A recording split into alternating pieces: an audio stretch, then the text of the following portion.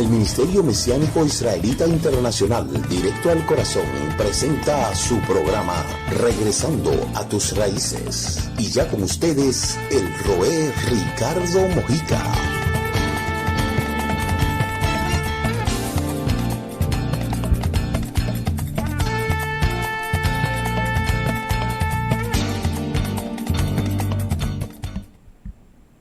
Bien, Shalom, bienvenidos sean todos y todas una vez más a este su programa Regresando a tus Raíces.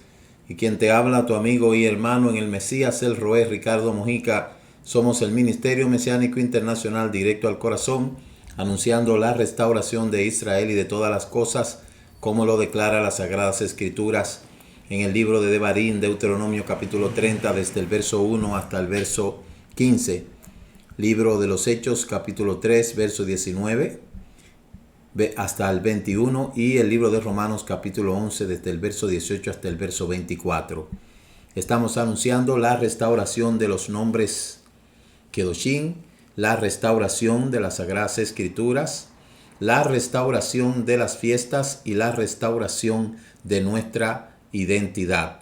Usted puede ubicarnos en la web www.ministeriodirectoalcorazon.com y en esa web usted tiene todo lo que necesita para comenzar a entender el proceso de las raíces hebreas de nuestra fe.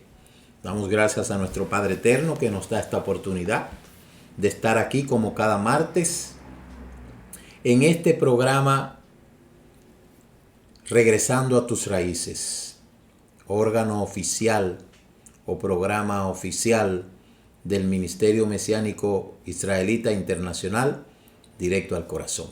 Aquí estamos para llevar esta enseñanza que ya la habíamos subido al Facebook, y por eso hoy usted va a tener la oportunidad de poder seguir aprendiendo.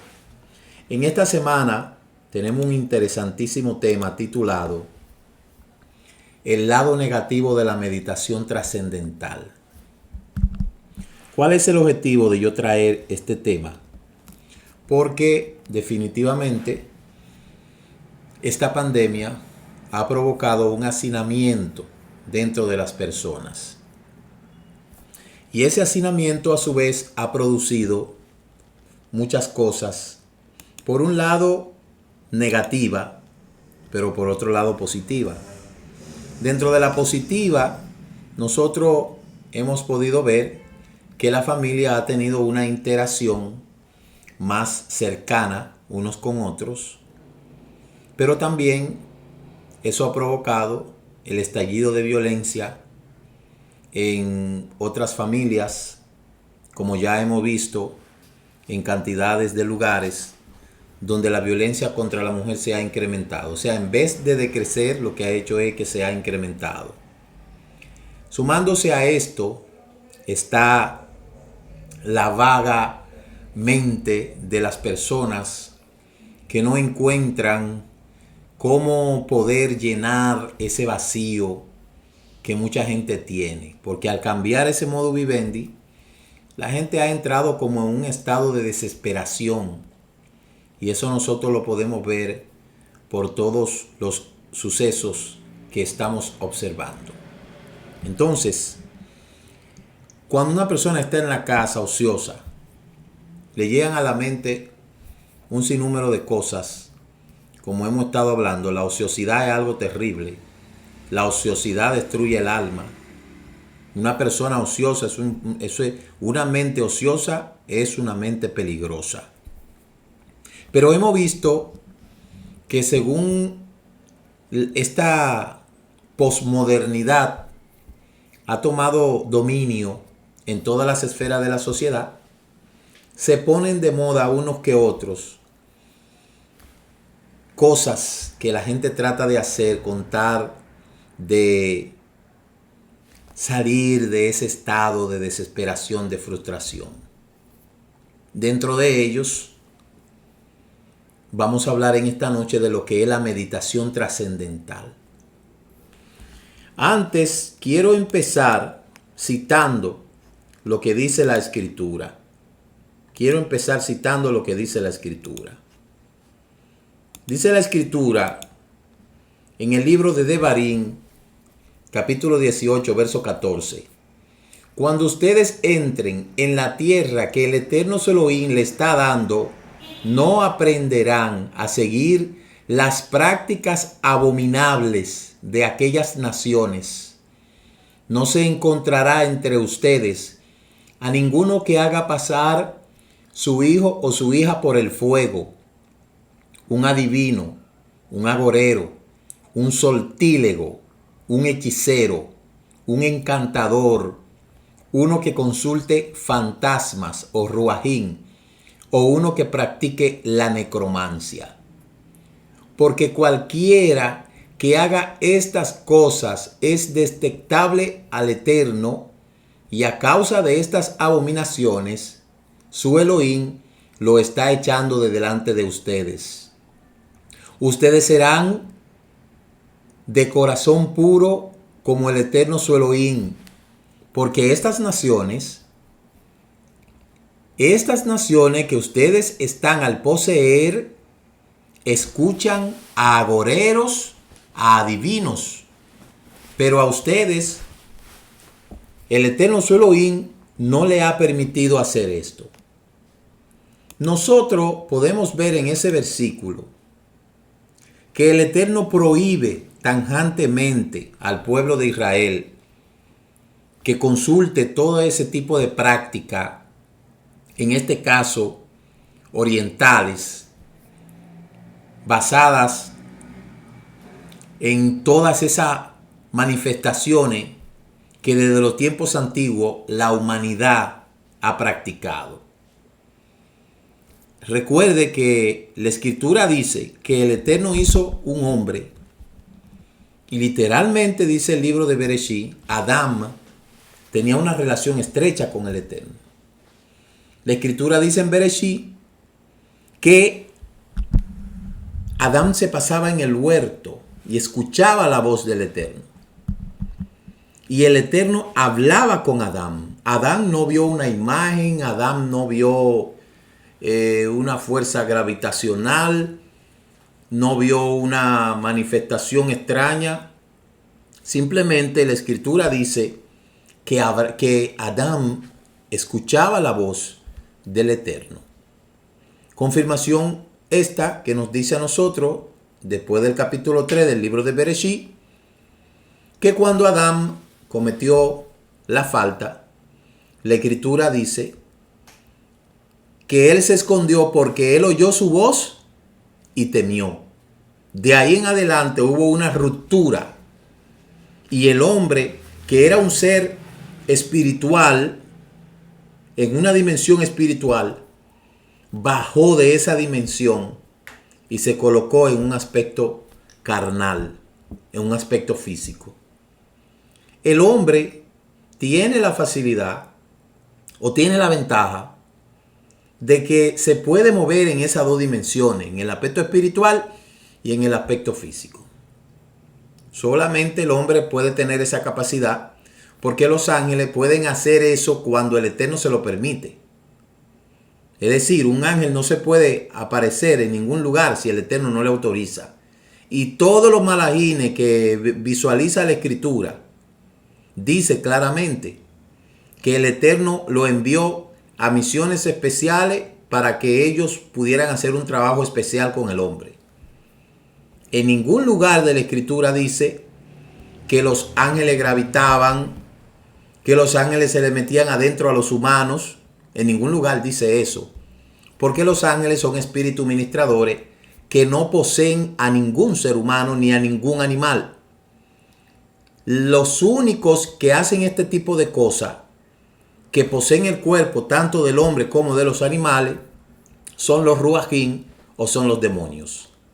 De cierta manera, la descomposición que sufrieron esos ángeles cuando cayeron en desobediencia, sufrió en ellos una transformación de tal manera que su descomposición logró darle esa facultad a ellos de entrar a poseer el cuerpo de los animales y el cuerpo de los seres humanos. ¿Cómo nosotros podemos comprobar esto? Claramente dice la Escritura en el libro de Marcos capítulo 5 que cuando Yeshua entró a la región de Gadara, dice la Escritura que había un hombre que vivía en los sepulcros y que tenía espíritus inmundos. Y que cuando los espíritus inmundos escucharon a Yeshua, fueron y se arrodillaron ante él y le dijeron: Hijo del Altísimo, ¿qué tiene contra nosotros? Y Yeshua solamente le dio orden de que entraran en el cuerpo de los cerdos. Ahora, hay una pregunta muy interesante que usted se debe de hacer. ¿Por qué de todos los animales que habían en ese lugar, los cerdos prefirieron, los animales, los espíritus, prefirieron entrar en el cuerpo de los cerdos? Hay una explicación muy detallada respecto a eso, donde dice el aspecto científico que el único animal que existe en la faz de la tierra en el cual el hombre es compatible con la piel, con la fisionomía, aquí, con los ojos, es con el cerdo. Miren qué cosa. La compatibilidad del hombre con el cerdo es similar. Y por esa razón, los urrajines prefirieron entrar en el cuerpo de los cerdos a entrar en cualquier otro animal, porque lo más que se parece al hombre en ese sentido es el cerdo. Usted dirá, pero ¿cómo va a ser, Roé? ¿Cómo usted está diciendo eso? Así mismo es.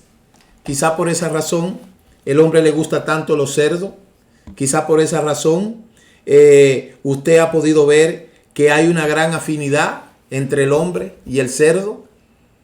Entonces, ningún ángel en ningún lugar usted ha escuchado que ha poseído ningún ser humano.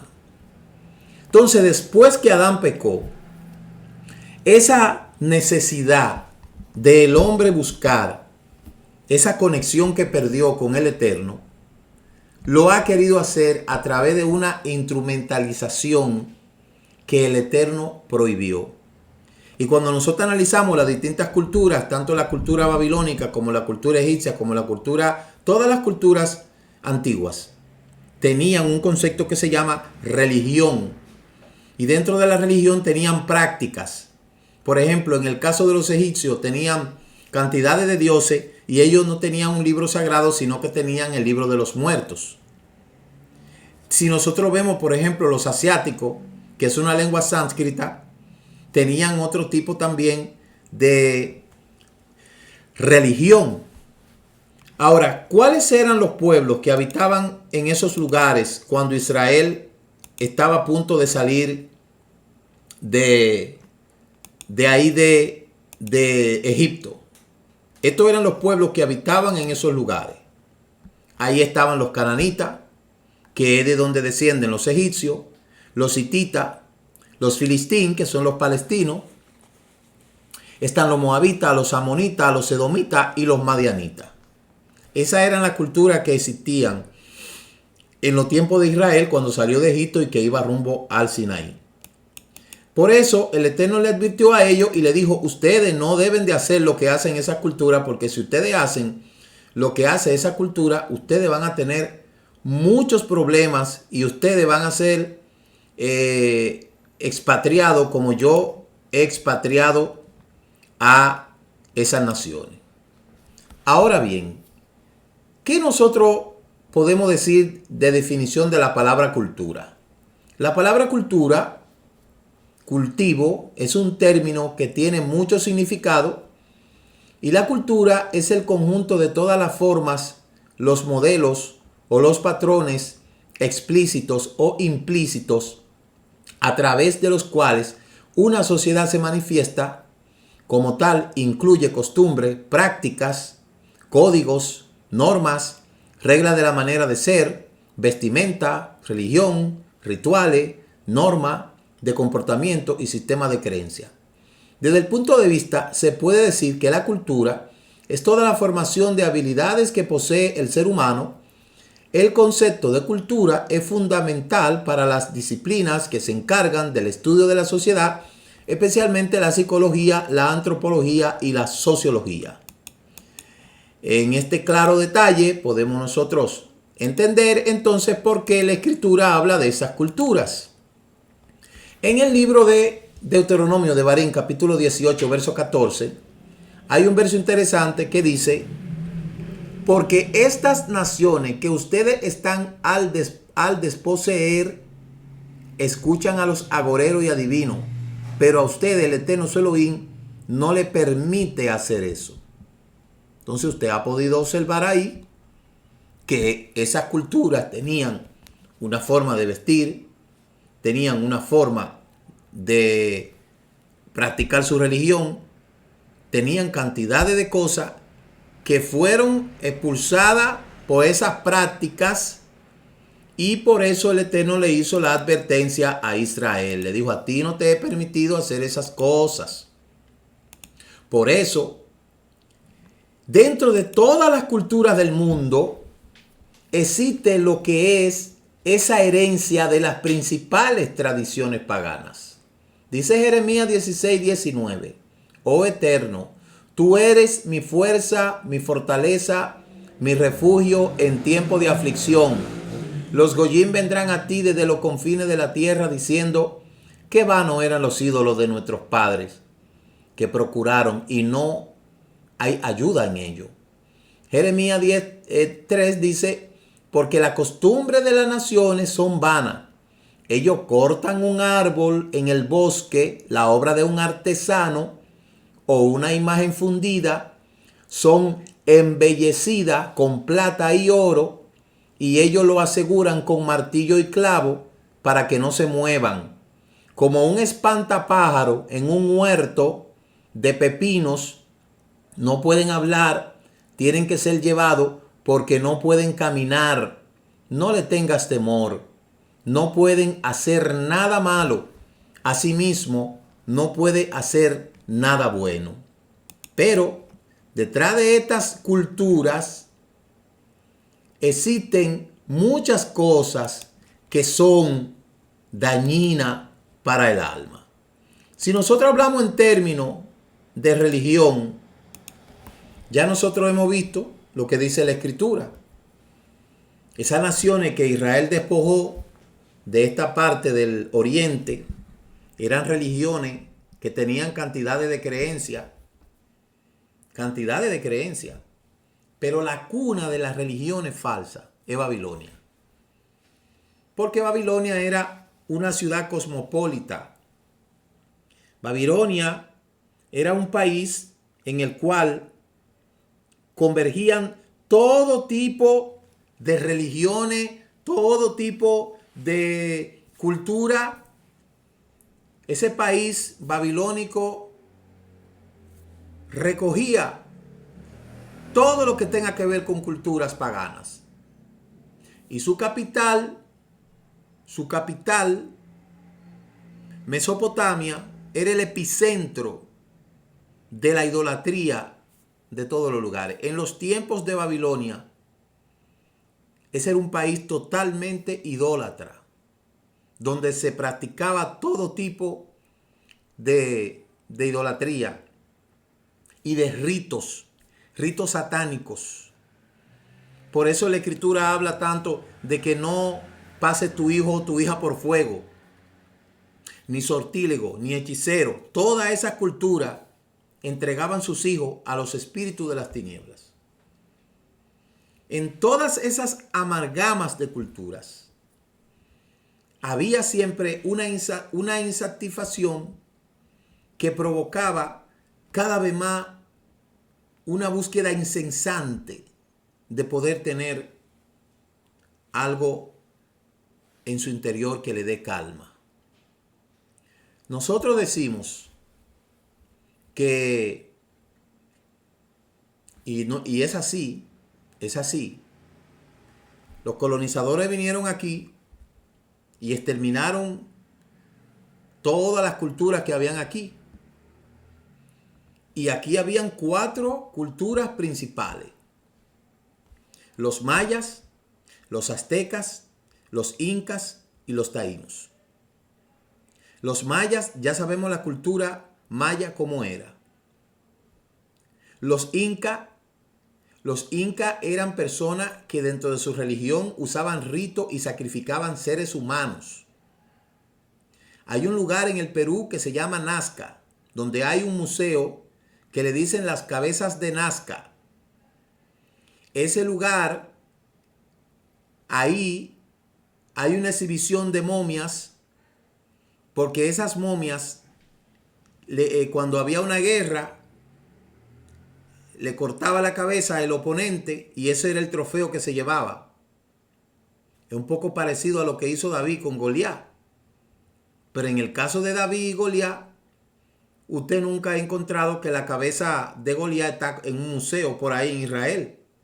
Eso nunca. Porque esto era una práctica de someter al pueblo. Eso igual lo practicaban los vikingos, lo practicaban los celtas, lo practicaban todo ese tipo de gente. Los arios. Esa gente eran terribles. Y recuerdo que una vez yo fui al Perú y fui a la capital. Yo estaba en el Callao y fui a la capital, que estaba un poco cerca. Y en esa capital del Perú hay una idolatría terrible. Pero no es menos cierto lo que hay, no es más ni menos de lo que hay en México. Como en México hay una idolatría que es el único país de América donde literalmente se adora a la Santa Muerte. En México. Todas esas culturas son una mezcolanza de las culturas ancestrales. Luego vemos los indios navajos que tenían su cultura. Los indios tenían esa cultura de los semíes, de sus dioses. Y así cada entidad cultural tenía su religión, la cual muchos eran sanguinarios, sacrificaban gente, etc. Pero no fue menos lo que hizo el cristianismo cuando vino aquí y pensó que ellos eran animales y los exterminó a ellos. Entonces hay 4 elementos respecto a la cultura que cuando analizamos el contexto antropológico y podemos desglosar esas cosas, podemos hacer un análisis de esas 3 cosas, podemos tener una idea en el aspecto cultural. La cultura es un conjunto de cosas compartidas por un grupo que tiene que ver con el idioma, tiene que ver con la comida, que es lo gastronómico, tiene que ver con la vestimenta y tiene que ver con la creencia. 4 cosas que identifican una cultura. Hay culturas que han desplazado todo eso y han implementado. Eso es lo que se conoce en antropología como la transculturización. Roma, por ejemplo, donde quiera que iba, hacía 2 cosas. Implementaba su idioma e implementaba su religión. En todos los estados donde Roma conquistaba, idioma y religión. Por eso fue que cuando vinieron aquí los colonizadores, la reina de España dijo 2 cosas: evangelización y lenguaje. Y por eso fue que ellos hicieron una suposición de que esos indígenas que estaban aquí eran animales, y tuvo que venir una bula papal en el 1511 para decir que no, que ellos no eran animales. Y antes del 1540 ya estaban exterminados la mayoría de los indígenas en toda la América. Las culturas asiáticas no tenían una influencia tan grande como esas otras culturas orientales. Porque cuando hablamos en términos de las culturas asiáticas, ya eso se basa más en una filosofía. Y cuando nosotros analizamos, estudiamos, por ejemplo, la cultura hindú, miramos la organización social hindú, que está distribuido por castas, a diferencia de los griegos, a diferencia de los romanos. Pero vemos también en lo que es la parte de Asia, donde ahí estaba el Khan, estaba así cada una según su división. En otra cultura predominaba lo que es el faraón, en otra cultura se le decía el cacique, etc. Y había una pirámide.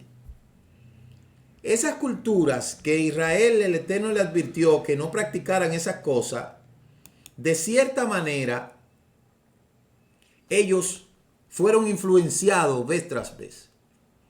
Y una vez la modernidad fue llegando a la humanidad, de todas esas variables, descienden una serie de creencias y de religiones, de las cuales hoy en día están disfrazadas en su gran mayoría, pero igual tienen un trasfondo desconocido. Mire, por ejemplo, cuando usted busca esas falsas religiones ocultos, ahí hay una serie de nombres que usted conoce, que no voy a mencionarlo, pero ya usted puede ver ahí las cantidades de religiones que hay. Pero a donde me quiero enfocar es en las religiones orientales, que tiene que ver con el Bahá'í, el budismo, el confucianismo, la misión de la luz divina, los gurú, el Hare Krishna, el hinduismo, el Islam. Ya sabemos que aunque el Islam es una religión que se desprende de lo que es el judaísmo, pero igual no te conlleva a lo que es la idolatría. Está otras religiones que están ahí, como usted lo ha podido entender, y todas esas religiones falsas descienden de cierta manera de toda esa mezcolanza que se utiliza hoy en día. Nosotros podemos observar los lugares que tienen que ver con Asia, que es aquí donde yo me quiero enfocar, en esta parte que usted ve ahí es donde yo me quiero enfocar, en Asia. Esas religiones asiáticas que son las que hoy en día están influenciando a esta sociedad. Es muy difícil, a pesar de que yo me he asombrado con las prácticas que yo he escuchado que personas están haciendo. Como por ejemplo, el círculo de fuego. Hay personas que utilizan el círculo de fuego. Hay personas que utilizan piedras, utilizan cantidades de cosas que definitivamente no conllevan al individuo a lo que es una liberación. Hoy nosotros conocemos de todo tipo de instrumentalización que está haciendo la gente encerrada en su casa con tal de llevar una supuesta paz. Muchos hacen ritos de prosperidad, sin número de cosas, pero al fin y al cabo, según la modernidad del individuo, todas esas prácticas están condenadas por la Escritura. Es decir, que hoy no vamos a ver quizá a nadie pasando su hijo por fuego, pero ve a alguien metiéndose en un círculo de fuego. Quizá hoy no vamos a ver una gente entregándole sus hijos a Moloch, pero mire, en Halloween no se sabe todo lo que hace la gente. En esa fiesta de Halloween no se sabe lo que hace la gente. En esa fiesta de Halloween son muchas las cosas que se hacen que usted y yo desconocemos, porque eso es una fiesta totalmente celta y totalmente satánica, pero se ve con una apariencia de inocencia. Qué lindo se ve el Thanksgiving, qué lindo se ve disfrazarse de muerto, disfrazarse de asesino, disfrazarse de cuantas cosas. La gente lo ve eso no es nada, eso es una fiesta de disfraz. ¿Y por qué no pueden hacer una fiesta vistiéndose de cosas que sean saludables, que sean cosas que edifiquen. Entonces el origen de la fiesta sobre todo. Acerca de la festividad de Hanukkah, usted sabe de dónde viene el origen. Eso viene de los celtas, donde se decía que cada vez uno de los solsticios de invierno venían los espíritus, dentro de ellos San Jaín, y salían a buscar a niños, y si no le daban un tributo, entonces él se llevaba al niño. De ahí es donde viene la festividad. Por eso, esa no es una festividad sana como que cualquier familia tenga que estarla celebrando. Pero eso se ha transculturizado porque la Babilonia de hoy se llama Estados Unidos. Sí, sin que usted, quizá usted no esté de acuerdo con lo que yo estoy diciendo, pero allí en Estados Unidos todo el mundo puede adorar lo que quiera, porque allí lo único que le interesa al gobierno es que la gente pague sus impuestos. Pero allí no importa si usted adora, como dice en lo viejo, a Dios o al diablo. Allí no importa. Entonces, esa es la problemática que tenemos hoy en día. En que mire por ejemplo cómo es el latino. Usted oye el latino hablando de Black Friday. Pero muchos ni siquiera tienen idea de lo que es un Black Friday. Porque de hecho, de donde viene el origen del supuesto Black Friday no fue ni siquiera un viernes, cuando vino la Gran Depresión de 1929. Usted oye a mucha gente en muchos de estos países del hemisferio diciendo gran fiesta de Halloween, si ni siquiera saben de dónde viene. Y por eso es que yo le digo que no hay una cosa más sensible ante las cosas malas como el latino. A veces uno se ríe de cómo uno ve paisano de uno que va a Puerto Rico y al mes ya está hablando como puertorriqueño. O si se ve España, al mes ya está diciendo, vale, gracias, venga, tío.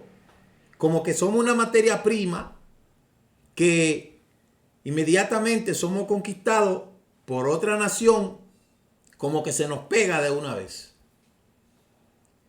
Y yo le digo que eso es una cosa que usted quizás se ríe por lo que yo le estoy diciendo, pero es la verdad. Una persona va a Puerto Rico y dura un mes, ya está hablando como los puertorriqueños. Una persona va a España y ya al mes está hablando como español. Una persona se va a Argentina, che, qué boludo, ¿cómo anda? Ya está hablando como argentino. O si se va al Perú o donde sea. Entonces, esa es una gran una gran problemática que hay, que mucha gente lo ve como algo sencillo, pero usted no sabe que eso es parte de la falta de identidad. Porque si alguna identidad nosotros debemos de asumir es la que está en la Escritura. Por eso nadie se puede poner guapo o criticar o decir si yo quiero parecerme a los judíos o si yo quiero hablar hebreo, porque si hay algo que yo tengo que hacer y que me va a ayudar es eso. Si en términos de identidad, a quien yo tengo que parecerme de verdad es a los judíos.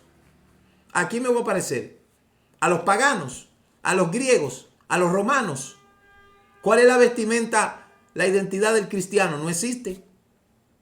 ¿Cuál es la ciudad que le respeta al cristiano? No existe. ¿Cuál es el país del cristiano? No existe. ¿Cuál es la promesa de la tierra del cristiano? No existe. Entonces, póngase usted a valorar lo que yo le estoy diciendo. Esas culturas paganas, de ahí de esa parte, más bien no son tomadas como una religión, sino más bien como una filosofía. Cuando nosotros vemos estas religiones que están aquí, el hinduismo, el cristianismo, el budismo, el saidismo, el sijismo, el confucianismo, el taoísmo, más bien, esos son filosofías. Porque algo que le voy a decir es que ninguna de las religiones tenía un libro sagrado. Solamente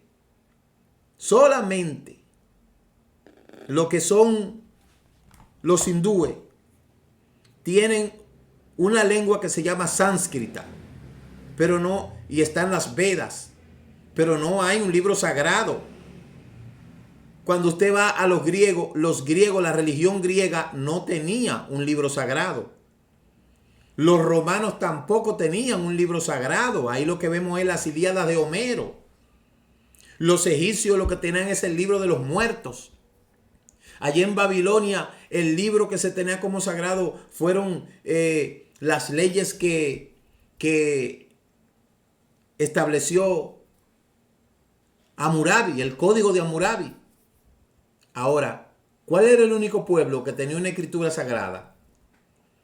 ¿Cuál era el único Dios de todos esos dioses que le dio a su pueblo la instrucción correcta para que tengan un modo de vida conforme a como él quería? El Dios de Israel. Y precisamente esa escritura fue que las otras religiones tomaron y universalizaron.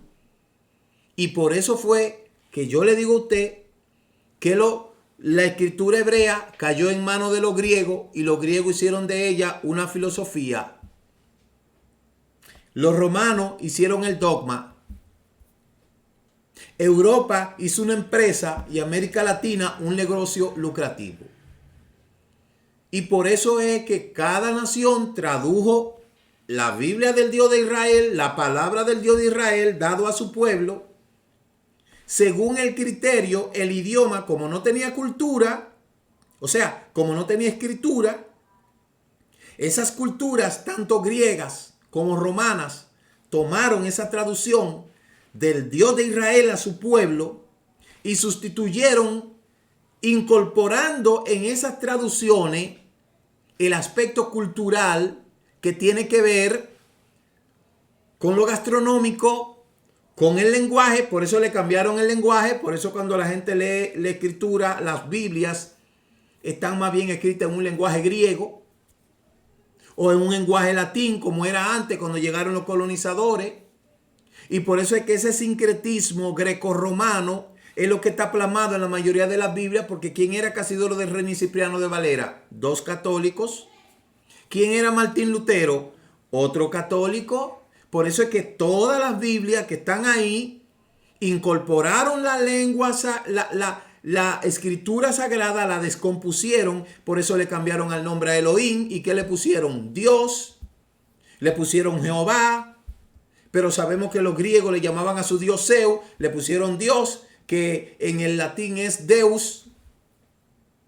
Y luego vienen y le traducen como Jehová. Y así universalizaron esa escritura que es del pueblo de Israel, dada por el Dios de Israel a hebreos en distintas épocas. Entonces pusieron esa palabra adecuada a como si fuera dada por el Dios griego, por el Dios romano, por el Dios alemán. Y entonces ya usted ha podido ver la confusión que tiene la gente por esa situación. Porque todo comenzó con una mala traducción. Pero usted nunca ha visto que los orientales, como el hinduismo, el taoísmo y todas esas cosas, han hecho eso con la escritura. Hasta ahora mismo esas religiones son filosóficas. Ayudan, sí, al desarrollo cognitivo de la gente, todo eso. Pero ese atrevimiento de cambiar la palabra y ponerla como si fueran los dioses de ellos que la dieron, eso fue un atrevimiento y eso es lo que la gente hoy no quiere entender. Eso es lo que la gente no quiere entender hoy en día. Que cuando un romano lee esa escritura y dice Dios, no se está refiriendo al Dios de Abraham, de Isaac y Jacob, está refiriéndose al Dios de ellos, que se llama Deus.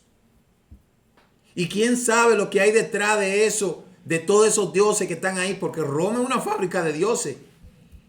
Entonces, ¿qué hicieron ellos? El sincretismo hizo lo siguiente. Cambiaron los nombres de los personajes hebreos y pusieron los nombres de los dioses de ellos. Igual manera sustituyeron todos esos dioses y ahora le pusieron santos. Y todos los años canonizan un santo diferente. Cuando usted ve el perfil de uno de los personajes que están ahí en la Biblia y usted lo busca, usted ve que no parecen hebreos. ¿Qué es lo que parecen? Griegos. Usted ve la imagen de Pablo y es un griego puro, un filósofo. Usted ve la imagen de los discípulos y no, ninguno van a parecer hebreos. Todos van a parecer griegos romanos, con una vestimenta y todo. Por eso cambiaron el lenguaje. Por eso le dijeron, no, Viejo Testamento. Como no podían hacer nada con el Viejo Testamento, como le llaman ellos, lo abolieron. Y en el Nuevo Testamento pusieron un sinnúmero de cosas que vaya con una camisa que le quepa bien a cualquiera que la lea. Y esa es la realidad que estamos viviendo hoy en día. Y por eso es que nosotros decimos que tenemos que volver a nuestras raíces y rescatar esa palabra que fue desarticulada, descontextualizada, e incorporar esos elementos culturales que son netos de esa palabra que fue dada al pueblo hebreo para que la practicaran en todos los tiempos y en todas las épocas. Usted me entendió por qué nosotros decimos que hay que restaurar la escritura, y por eso es que nosotros estamos hablando acerca de regresando a nuestras raíces, porque es la única manera que uno se va a dar cuenta de toda la mentira que hay ahí. ¿Sí me entendió ahora? Y pese a que las religiones orientales no han hecho nada con esto, hoy en día hay una gran influencia de esas religiones en medio de todo el mundo que tiene a la gente haciendo cosas que no debe de hacer. Y es lo que yo he querido presentarle a ustedes en esta noche. Hay un elemento importante que tenemos que resaltar, que es lo que le estoy explicando ahora. Y es el hecho de que el extremo oriente, en el sur, el centro de Asia, se han ido desarrollando una serie de religiones distintas entre sí, pero que poseen una serie de factores comunes que la diferencia claramente de las religiones monoteístas, y la más importante son el hinduismo y el budismo, pero encontramos también otras. Podemos destacar el hecho de Siddhartha Gautama, Buda, que fue el fundador del budismo, del hinduismo. Nació en el bosque de Lumbain, en las profundidades de esa ciudad que actualmente es Nepal, cerca de la frontera con India. Y todos los relatos que han llegado hasta la actualidad sobre la vida de Buda fueron escritos muchos años después de su muerte por sus discípulos. Buda era un hombre común, corriente, que se quiso apartar de la sociedad para buscar la paz. Y es ahí donde, según la tradición, Buda empezó a buscar la iluminación a los 29 años, cuando vio por primera vez un anciano, un hombre enfermo y un cadáver, descubriendo de pronto que el sufrimiento es el destino de toda la humanidad. Por eso que usted ve, en donde quiera que usted ve que está ese señor, se llama Siddhartha Gautama, alias Buda. De ahí se desprenden otras cosas, como por ejemplo la meditación trascendental, que es lo que le quiero hablar en esta noche. ¿Qué es la meditación trascendental? La meditación trascendental es una técnica de meditación basada en la repetición de mantras. ¿Y qué es un mantra? Le voy a decir ahora lo que es un mantra. Tanto la técnica de meditación como el movimiento fueron creados en la India a mediados de los años 50 por Maharishi Mahesh Yogi y alcanzó la extensión mundial en los años 60. En esa meditación trascendental, la gente trata de buscar una paz interior. Su propia técnica de meditación trascendental, que según los propios escritos, es una técnica de relajación que sirve para mejorar la calidad de vida del individuo y la sociedad. Y en el 1970 logró que el neurofísico Robert Wallace afirmara en una revista científica que la técnica de la meditación trascendental produce un estado profundo de descanso. Ahí habla de lo que es la investigación de trastorno por estrés postraumático, donde hay otras cosas. Entonces, ¿para qué se utiliza la meditación trascendental? para eso mismo, pero el problema radica en que se usa el mantra. Recuerde que yo le hablé del mantra. ¿Qué es el mantra? Es un alfabeto Devanagari, es una palabra sánscrita que se refiere a sonido, sílaba, fonema o grupo de palabras que según algunas creencias tienen algún poder psicológico espiritual, y los mantras pueden tener o no significado literal sintáctico. El término mantra proviene de man, mente en sánscrito, y el sufijo instrumental, tra, que puede traducirse literalmente como un instrumento mental que se utiliza ante todo para designar la fórmula del verso y la prosa que se pronuncian durante las ceremonias litúrgicas. Esto no debe de sorprender si se considera que precisamente es uno de los rituales donde el objeto y la palabra y pensamiento adquieren su máxima edificación.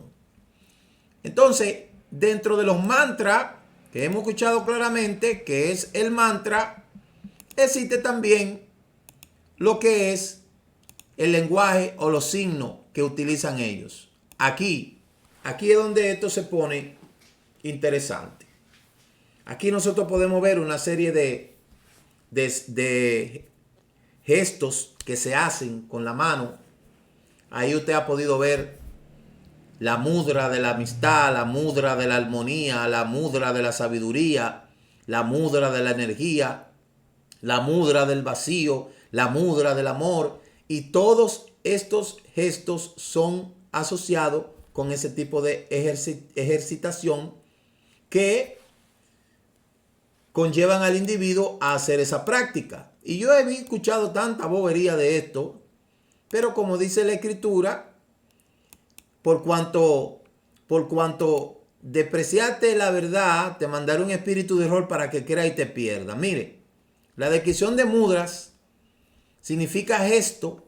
Los mudras son los gestos corporales que se utilizan especialmente en el apta, en el yoga, pero que también se utiliza en otros tipos de meditación.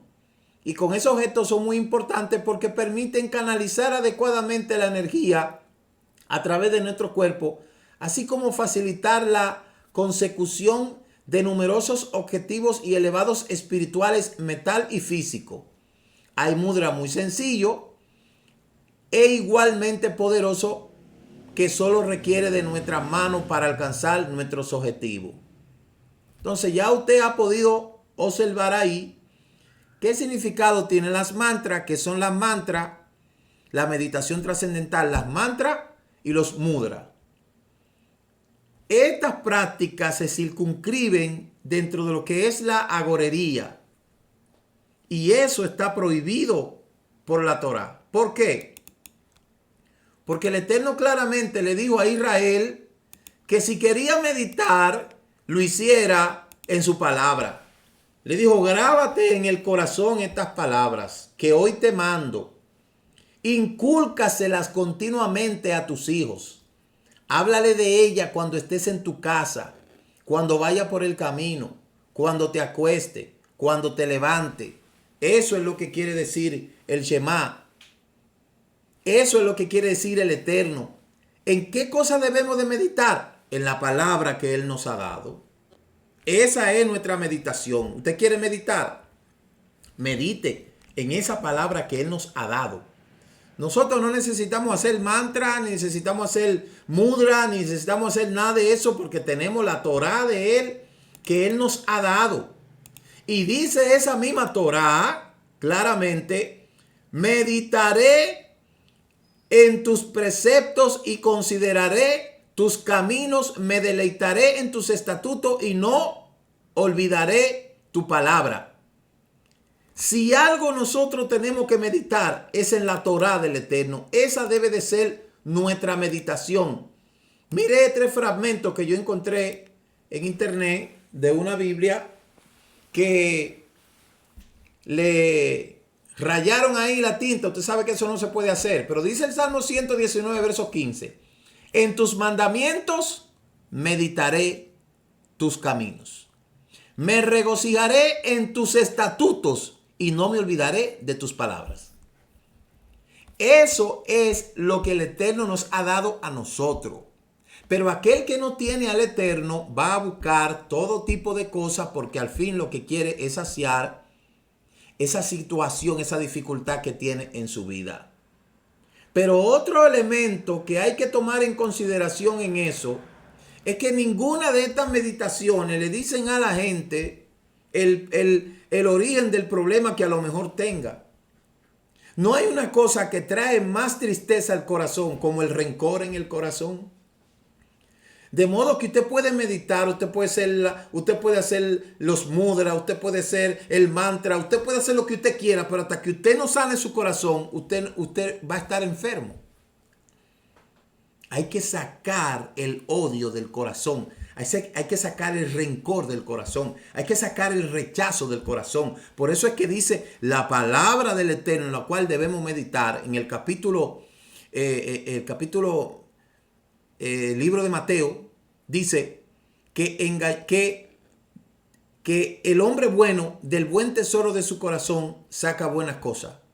Y el hombre malo del mal tesoro de su corazón saca malas cosas. El libro de Jeremías, capítulo 17, verso 9 dice que engañoso es el corazón más que todas las cosas y perverso. ¿Quién lo conocerá? Dice el Eterno, yo que escudriño y que pruebe el corazón para dar a su camino, a cada hombre según su camino, según sea el fruto de sus obras. Por más, y déjeme decirle que esas meditaciones no le dicen a la gente, tú tienes que dejar la idolatría. Tú tienes que abandonar de estar criticando, murmurando, chismeando, odiando.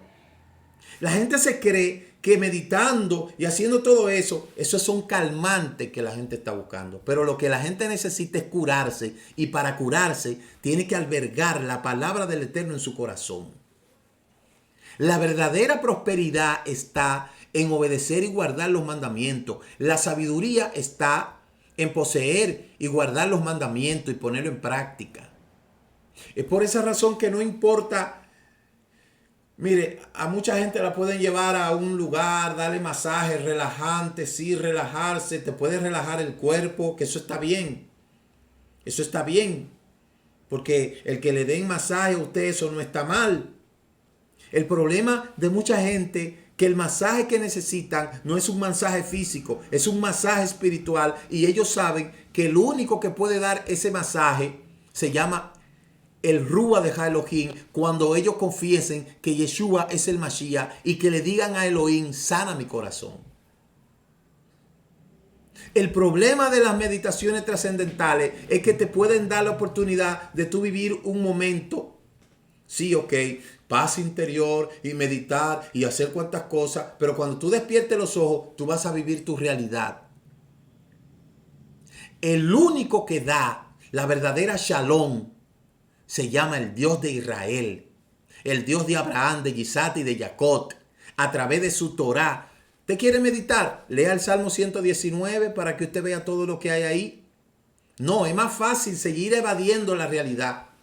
Mucha gente no necesita que le masajen el cuerpo. Mucha gente lo que necesita es que le masajen el alma. Y que saquen la envidia del corazón. Y que saquen el odio. Y que saquen el chisme. Y que saquen el resentimiento.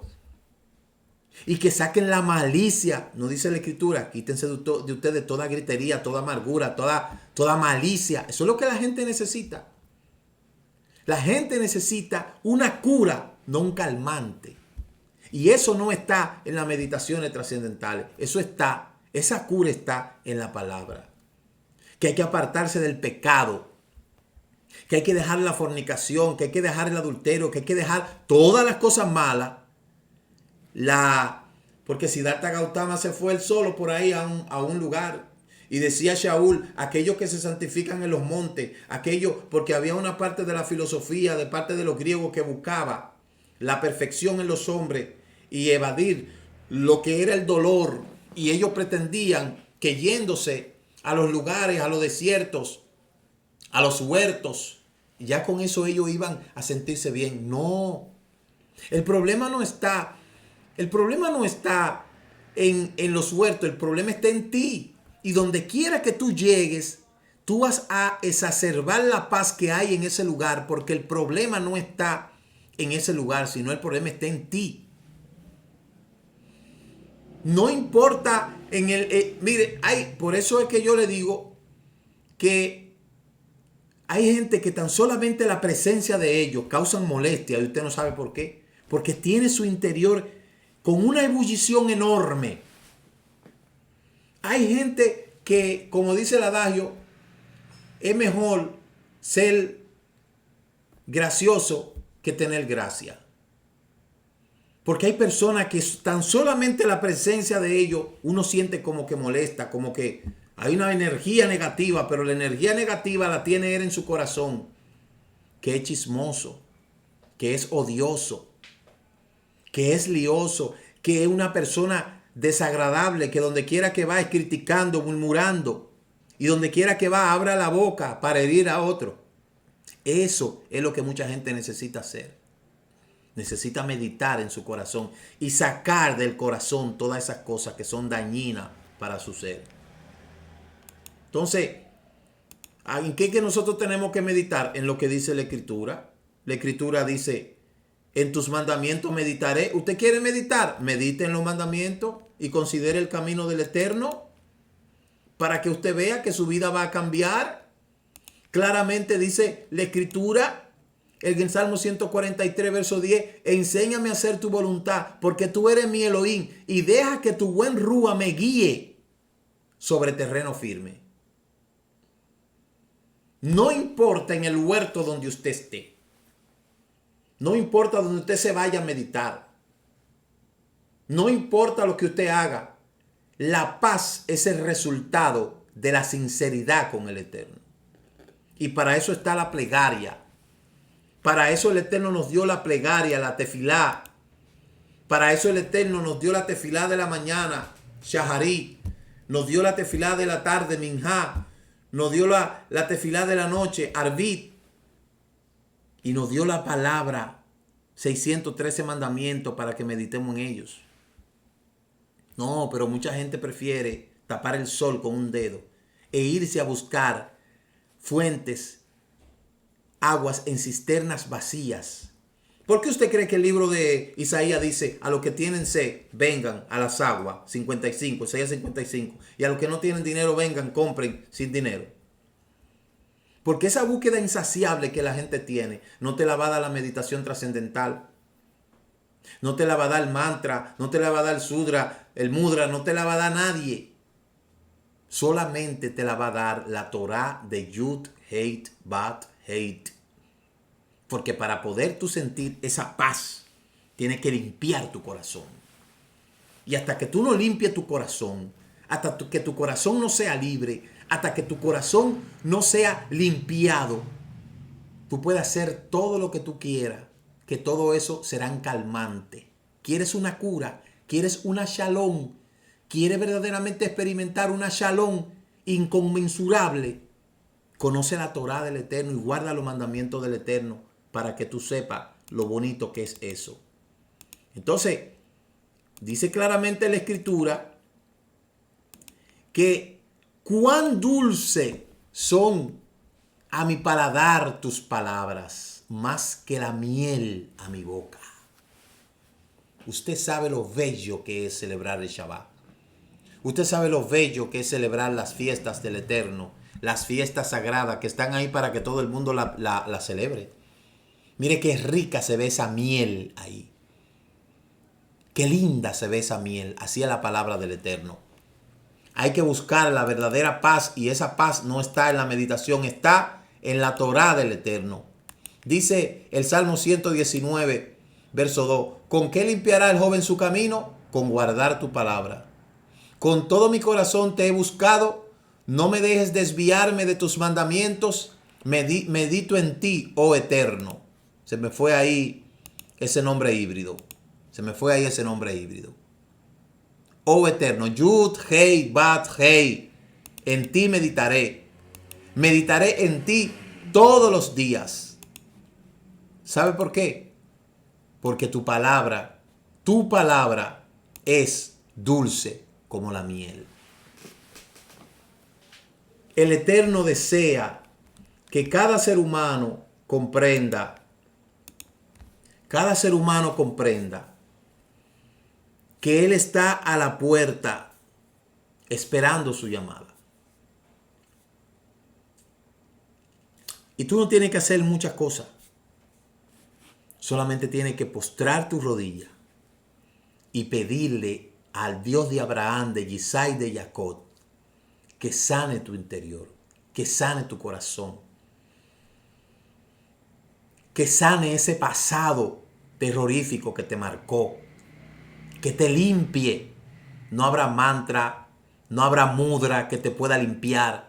Tú te puedes ir al mar y escuchar unos videos tan lindos que hay ahí en YouTube, que uno se deleita. Pero mucho cuidado con esas canciones de mantras que hay ahí.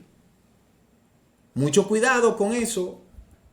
Hay muchos estos lugares donde dan ese tipo de masaje. No todos son iguales. No todos son esos spas. No todos los spas son iguales.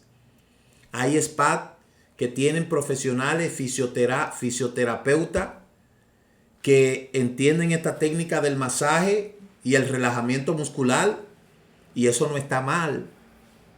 Malo es cuando le ponen la musiquita, una musiquita rara que usted no sabe lo que está sonando, y comienzan a hacer ritos raros, que yo he visto eso en los hoteles. Comienzan a hacer ritos raros, comienzan a poner imágenes, comienzan a hacer ritos raros. Ahí es donde está el problema. Pero la fisioterapia, no, eso está bien. Yo mismo estoy falta de que un buen masaje en la espalda, en toda mi coyuntura, porque eso relaja. Pero hay que tener cuidado. Otra cosa es que las personas que bregan con ese tipo de cosas. Mire, en Israel, usted nunca ha visto a un judío en eso. Y pueda de que lo haya. Quizá haya un judío fisioterapeuta. Pero acuérdese que el judaísmo tiene ciertas restricciones al toque del cuerpo. Porque el judío tiene sus restricciones y tiene su cerco tocante a lo que es respeto, el desnudismo y todo eso. Yo nunca he conocido a un judío fisioterapeuta. Yo nunca he visto un centro de spa yaudí. Nunca lo he visto. Si lo hay, quizá lo haya. Puede ser que lo haya. Pero el judío que guarda Torah medita en la Torah. Y no es que está mal, vuelvo y repito. No está mal que si usted tiene que ir a cualquier centro quiropráctico, fisioterapeuta, eso no es nada. Pero malo es lo que se puede implementar ahí. Un buen masaje con aceite, con esto, todo eso está bien. El problema es cuando comienzan a hacer gestos, comienzan a poner, ahí es donde está el asunto. Y yo escucho tanta bobería, señores, que la gente hace. Y hay un sincretismo dentro de mucha gente que viene de la parte de América, de los indígenas, de los mayas, de los aztecas, de los incas, de los taínos, y tienen esa mezcolanza en la cabeza. Tienen un poco de cultura hindú, un poco de hinduismo, y son como una batida de cosas. Yo en eso soy un poco delicado. Yo no dejo que todo el mundo a mí me ponga la mano. Porque a través de las manos se pueden transmitir muchas cosas. A través de las manos se pueden transmitir muchas cosas. Y mucha gente que brega con ese tipo de cosas, le digo, no todos los centros de spa tienen su santico guardado. Tienen su santo a quien prenderle vela. Y tienen su cabalismo. Tienen sus recreaciones espirituales. Y sus prácticas espirituales. Lo tienen guardado. ¿Y quién usted cree que está operando detrás de todo eso? ¿El Eterno? No.